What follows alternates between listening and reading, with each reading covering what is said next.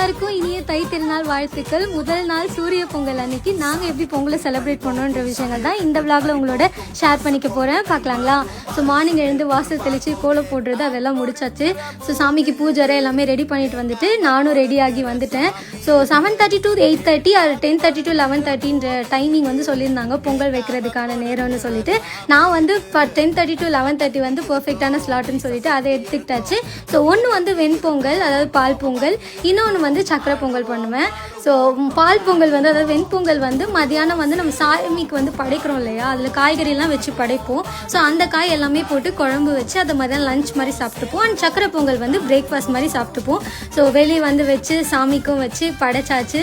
So அதுக்கப்புறம் அந்த வெண்பொங்கலை வச்சு அந்த குழம்பு வச்சு அதை சாப்பிட்டதுக்கப்புறம் தான் அந்த எல்லா வேலையும் செஞ்சதுக்கான அந்த டயரில் ஒரு நல்ல ஒரு தூக்கம் வரும். ஸோ அப்படி தான் எங்களுக்கு இந்த பொங்கல் போச்சு. ஸோ நெக்ஸ்ட் வ்ளாகில் பார்க்கலாம். பாய்.